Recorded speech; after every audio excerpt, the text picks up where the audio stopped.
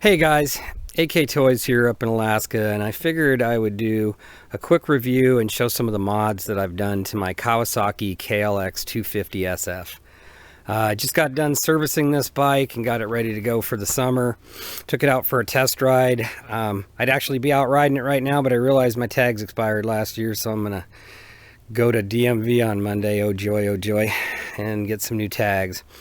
But anyway, let's get the obvious out of the way here. So, some of these mods on this bike are easy and cheap, and some are not so cheap, and some are not so easy. But I used to have this bike with the street tires on. This is a Supermoto bike, or motard bike. And after dumping this bike on some wet grass, I decided that since I don't live in LA with all the pavement, I'm in Alaska and a lot of trails here to hit, I decided to turn it more into an enduro. And I'll kind of show you the mods on this bike of how I did that. So let's get the obvious out of the way, and that is the tires. Yes, they are huge. I got the biggest, fattest tires I could possibly find. These are Shinko tires. I really like them. They're cheap, and they do really well on the pavement, and they do really well off-road, and they are big and they are fat. That rear tire right there is a 510/17 on the rear, and on the front that's a 460/17. And to give you an idea of what kind of clearance I got, it's tight, but works fine, and got a lot of tread on the ground at all times, so it handles really good. I put big skid plate on going off-road. The tires made this bike a lot taller. I'm 5'10" and cannot stand flat-footed on this bike. Since the bike is a lot taller, I had to modify my kickstand.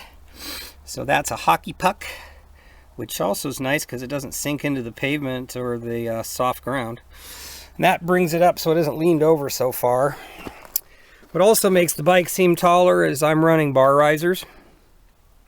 Got the bars up higher. I'm running breakaway levers. And these aren't the cheap Chinese ones, those are the nice ones. Got the Yoshimura fender elimination kit on it, which is nice. It's got the LED taillight and gets rid of all the crap down here, tucks it all up. Excuse me. Put a new battery in it just now, and I put a battery tender on, so no having to, take this panel off. Can't get this panel on and off easy now because you got to take the rack off to get the panel off, which is a pain in the ass, but oh well. And let's see. What else have I got done to this bike? Put the luggage rack on, cargo rack. I think this is from Moose Products. They make a short one and they make a long one. This is the long one. This thing comes in really handy, especially if you have to carry a little gas can, because this bike has an extremely small gas tank, which sucks. Doesn't have a lot of range. So this is not a long range bike. I modified the airbox on this bike. I got rid of the snorkel and I drilled holes in the top of the box. This bike runs extremely lean from the factory, so you cannot do that mod, and you cannot put the exhaust system on. I put the DG Performance exhaust on. You cannot do either one of those things without burning up your valves. So I am running a stage 3 jet kit in my carburetor, and that is a must. You must do that. So it's not that hard of a job, but believe me, it's really hard to work on this carb with everything in the way. You got to have like baby fingers to get in there. This bike has really stiff suspension because it's made for street use, so I did revalve the rear shock and the front forks and made them softer, so it's a much softer ride. I'm still running my rear foot pegs in case I ever have to carry a passenger, but I really hate carrying passengers. Future stuff that I'm going to do with this bike is I did order the 330 big bore kit with the big pumper carb. Now this bike, how I have it set up with the jet kit, the airbox mod, and the exhaust really woke this bike up. So it's about the same speed as the WR250 with the fuel injection. I did actually advance my exhaust cam like the WR250. I do have the exhaust cam in this thing advanced. This thing still has like the street pegs on it, so it doesn't have like grippy pegs. I'm thinking about changing those out to some really nice wide grippy pegs. Better to stick to the bottom of my riding boots better.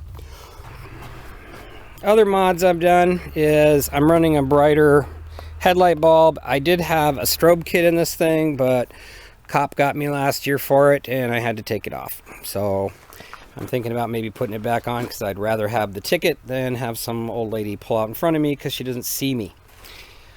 And that's about it for the mods on this bike. It sets it up so that, you know, it's just a lot more fun bike. Just my personal opinion. If some of you guys still like running these things as supermoto bikes, you know, and you live in a city and all you run is pavement, hey, more power to you. I'm not that guy. I'm in Fairbanks and I'm surrounded by a lot of gravel roads and dirt trails and adventure, and that's where I'm heading. So ride safe, everybody, and we'll catch you next time. All right, guys. Yeah, I figured I'd add this onto the video. I kind of forgot. I'm going to fire it up so you can hear just how loud this little puppy is. I'm a true believer that loud pipes save lives. If I'm right next to somebody and they don't see me and cut me off, at least they might hear me. So once again, this is the DJI Performance exhaust, and I am running the airbox mod along with the carburetor jet kit.